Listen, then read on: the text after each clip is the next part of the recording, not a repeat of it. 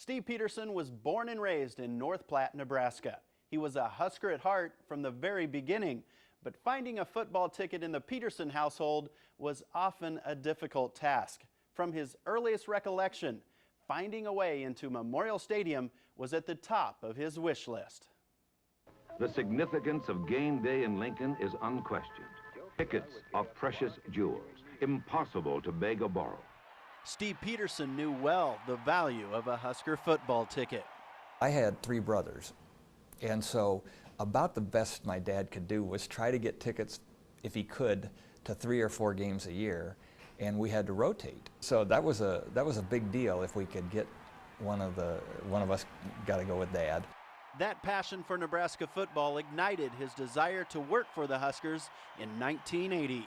You know, when I started in this business, and I started in sports information, and I loved the interaction with every student athlete we had then. And then I got a chance to recruit. To this day, that's the most enjoyable part of this job.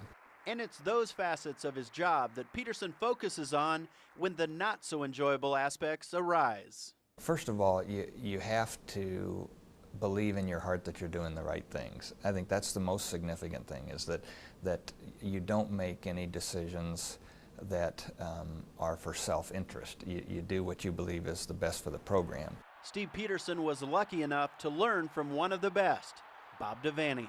I've tried to make decisions that I believe are the same kind of decisions he would have made. The Husker coaching legend taught Peterson to look positively at every situation. The AD knows criticism comes with the territory. For every person who's critical, fortunately, there are so many people who are great and supportive, and I'm appreciative of that. The people who disagree with what we're doing, I love their passion.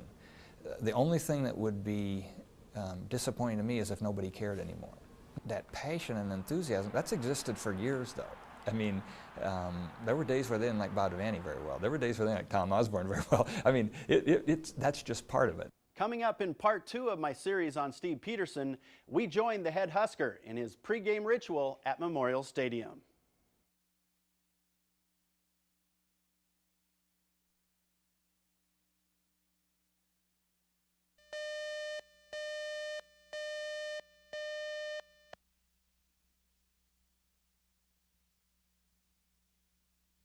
Have you ever asked yourself, what would I do for a friend? Well, Tom Hendrix asked himself that question. The answer, risk his own health to give his friend a better life. Hendrix donated one of his kidneys to Kenny Simpson in June. Now Simpson has gotten back to his own life-saving work. There you go. Tight. Kenny Simpson has been a Falls City firefighter since 1979. Nope. Give me more. There you go. He had kidney problems for about 5 years when the kidneys finally gave out in September of '06. I was really depressed because my brother couldn't do it. He was upset that he couldn't do it, and I just didn't know what I was going to turn to then next. After 10 months of dialysis, the 54-year-old Simpson turned to his friend from church. I went over to Tom's one night. I was depressed. I've been there a couple other times when I've been depressed, and Tom's helped me out. And gosh, he stepped up the plate and helped me out better this time than a person could ask for. After finding out Tom was a potential donor, they had surgery June 11th in Iowa City. They told us that our match was better than a lot of family matches. So yeah, if you're going to go through that, you want it to be successful.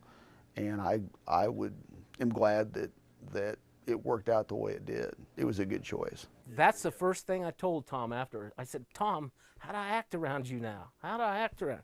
He said, no different. We're just going to be the same as we always were. And gosh, it's wonderful. That's the outcome that we hope for, is just to get the old Kenny back, to get my friend back that can do the things he likes to do and that we like to do together. And you know, he's a great dad and a good church member, a member of the community, good Husker fan. So you got to take care of those people.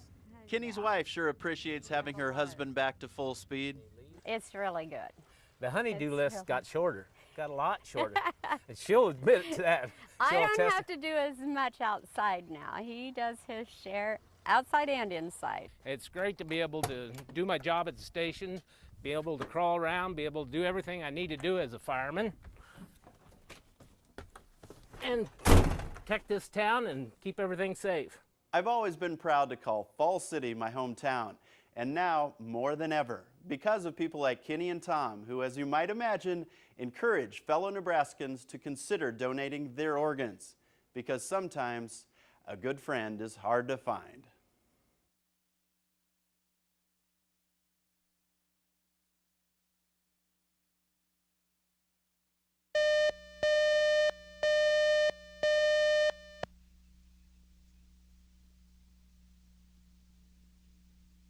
Preston McDaniels has always loved to draw, but he never thought he was good enough to make a living at it.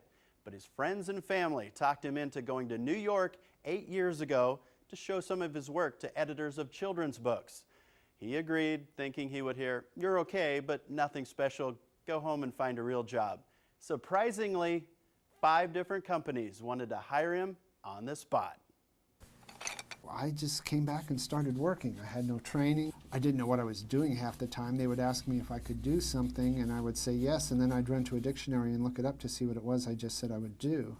But now, 8 years later, I've kind of got a grip on what's expected of me. But for a long time, I was very nervous, and I thought, well, any minute, somebody's going to figure me out, and I'm going to be without a job. Preston McDaniels has always gained a lot of satisfaction from his ability to create. There's something about, especially late at night, you put on some classical music and you start playing, and I always worked to classical music. It's like you're releasing a valve inside you that nothing else will quite make the same difference in your life.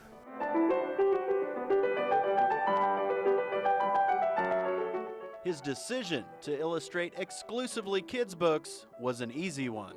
I think the child's perspective is the best way to look at life. McDaniels takes the responsibility of creating positive images for kids very seriously.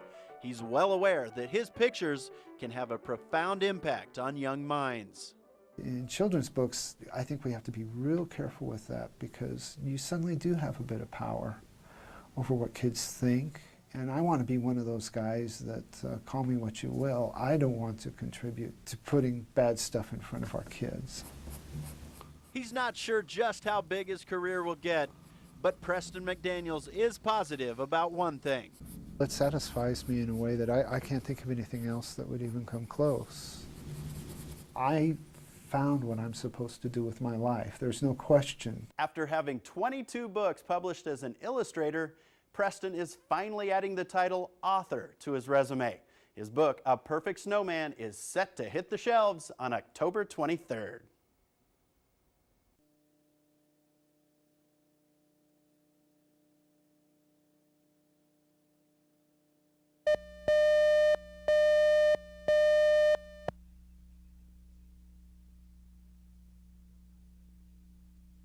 There are pros and cons to the time change this weekend. We get to sleep an extra hour on Saturday night, but we'll have to spend some time on Sunday getting all of our clocks and watches reset.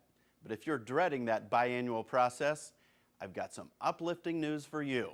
At least you don't have to reset 240 clocks. In just 6 years, Burt Cooley of Franklin has compiled a pretty impressive clock collection. I just like clocks. I have to know what time it is, and I have certain clocks I look at that I know what time it is.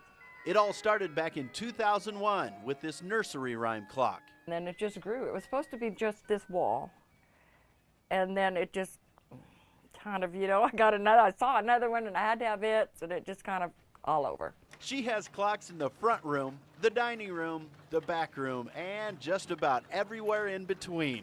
Yes, it is officially out of hand. We don't have time to show you all of Burt's 240 clocks, but here's 50 of her finest.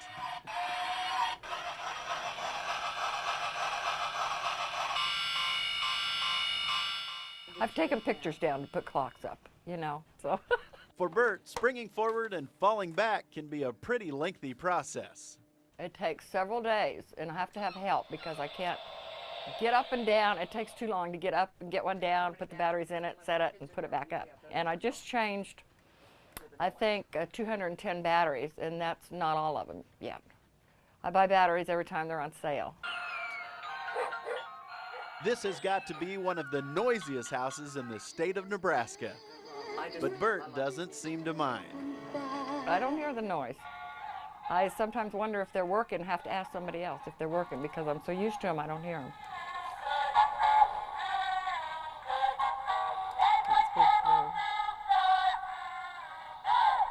I wasn't going to get any more this year, but I just got one last week, so I just keep getting them. I just can't pass them up. If I see them, every store I go in. Apart, and then as I get clocks, they have to be moved closer and closer together.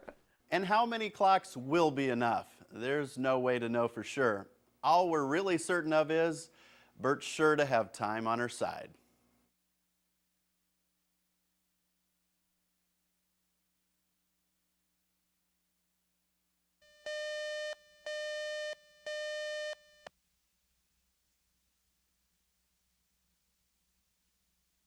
While her daughter recovered from surgery, Jenny Crook searched for something to help her family heal. She found it in a song, receiving something no doctor could provide, the medicine of music. Turn it. Good job. Life hasn't always been easy for 21-month-old Madison Crook. A year ago, she received a pancreas, liver, and small bowel transplant. Look in here. Who's in there? The nurses at Children's Hospital in Omaha urged Maddie's mom to check out a Songs of Love pamphlet. I took the time to look at it, and it was just really quick. You filled out your child's name, their medical condition, and a contact at the hospital. You tell some of their hobbies and interests, and basically we sent it off and just waited. There you go. 1 month later, Madison received her personalized, one-of-a-kind song at no cost. The first time we listened to it, we thought it was very cute. We picked country for our music type. You could pick anything from rap to country and anything in between. I want to hear your song. Huh? Should we play your song? The kids like country, so we picked that. And it was a very cute song, but we thought, oh, it's not that catchy until we found ourselves singing it the next day and the day after.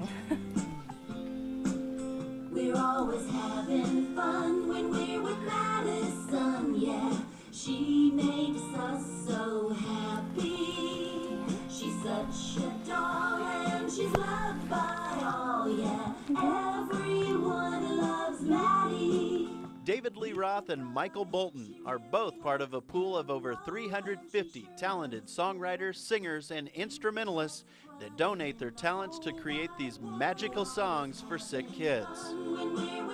For Maddie's parents and her big brother Cole, this song is just what the doctor ordered.